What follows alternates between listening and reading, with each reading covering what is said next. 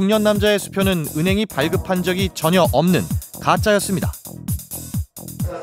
어떻게 이런 교묘한 위조가 가능했던 걸까? 그래서 그런 부분이 어떤 부분이 위조된 것인가 그런 특징을 찾아내기 위해서 국과수에 감정을 해야 한 사항입니다.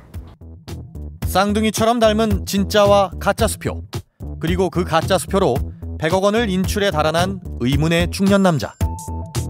은행에 제시한 신분증과 당시 통화 내역 등을 토대로 경찰이 이 남자의 신원을 밝혀냈습니다. 60살 최영길. 지난 1982년부터 1990년까지 경찰관으로 일했던 전직 경찰 공무원입니다. 경찰 재직 당시인 지난 90년 토지거래와 관련한 사기에 연루돼 3천만 원의 뒷돈을 받은 혐의로 경찰 옷을 벗은 인물입니다. 경찰은 달아난 최 씨의 행방을 쫓고 있습니다. 그런데 전직 경찰 최 씨는 어떻게 은행도 감쪽같이 속일 수 있는 가짜 수표를 손에 넣었던 걸까? 취재진은 일단 과거에 발생했던 다른 위조 수표 사건을 살펴보기로 했습니다. 지난 2011년 2월 B은행 서울 이대역 지점. 20억 원짜리 수표를 현금으로 바꿔 계좌에 입금해달라며 의문의 남자가 찾아왔습니다. 이때도 역시 남자가 건넨 수표는 위조된 가짜였습니다.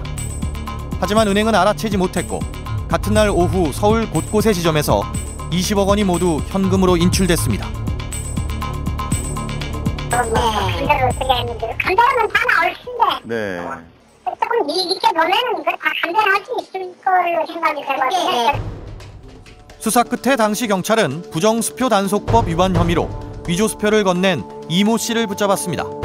이 씨는 1심 법원에서 징역 3년의 유죄를 선고받았습니다. 그렇다면 당시 이 씨의 경우엔 어떻게 감쪽 같은 가짜 수표를 만들 수 있었을까? 조폐공사가 각종 보안장치를 집약시켜 만드는 수표의 용지 자체는 사실상 위조가 불가능합니다. 때문에 위조범들에겐 일단 진짜 수표 용지는 필요한 거죠. 당시 경찰 조사 결과 피의자 이 씨는 실제로 110만 원짜리 진짜 수표를 액면가만 20억 원으로 바꾸는 수법을 썼습니다. 진짜 수표의 용지는 필요하니 소액권 진짜 수표의 액면가를 지우고 고액권으로 바꿨다는 거죠. 수표의 인쇄 금액을 지우고 새로 인쇄하는 게 실제로 쉬웠던 걸까? 뭐 좀 여쭤보려고 그러는데요. 종이에 예를 들어서 뭐 프린팅된 거 이런 걸 지우는 용액 같은 게 있나요?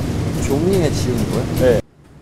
화공약품을 써서 인쇄된 글자를 한번 지워봤습니다. 지워진다고? 네.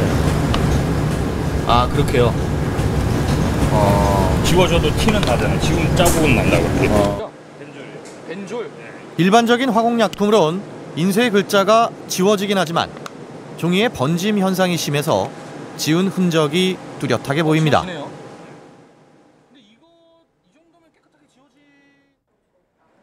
이번엔 위조수표 감별기를 만드는 중소기업을 찾아가 봤습니다. 그 전화 드린 대로 저희 그 위조수표 취재 때문에 앞서 인쇄업체에서 실험한 수준으론 감별기는커녕 육안으로도 위조가 확인될 겁니다. 자, 이게 위조수표 감별기입니다. 감별기에 수표를 넣으면 수표의 보안장치들이 드러납니다. 용지에 특수 인쇄돼 있는 형광 물결무늬 글자들. 육안으론 보이지 않는 특수펜으로 은행 직원이 손으로 쓴 액면 금액. 모두 육안엔 보이지 않지만 감별기엔 뚜렷하게 나타나죠. 그렇다면 인쇄업체에서처럼 흔한 화공약품이 수표에 닿으면 어떤 변화가 포착될까?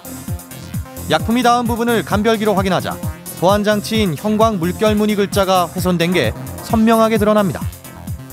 조폐공사에서 수표 용지를 만들 때요. 수표, 빈 백지 수표죠. 백지 수표를 인쇄를 할 때 이 자체 내 안티포지 잉크라는 것을 삽입을 합니다. 화공약품이 떨어지면은 주변이 번짐 현상이 나타나게끔 되어 있습니다. 예전에는 없었습니다. 조폐공사에서도 대응책으로 그 안티포지 잉크를 넣어서 번짐 현상이 나타나게끔 육안에 보이게끔 이제 원판을 지금 인쇄를 한 거고. 그렇다면 위조범은 어떻게 글자를 교묘히 지운 걸까? 감별기 업체 사장이 어디선가 들어봤다는 특수 용액을 떠올렸습니다. 불변 잉크를 지우는 잉크가 같이 있습니다. 불변 잉크를 지우는 잉크가 있다라는 말씀 아니에요? 그렇게 들었습니다. 그런 특수 용액이라면 다를까? 실례합니다. 안녕하세요. 있습니다.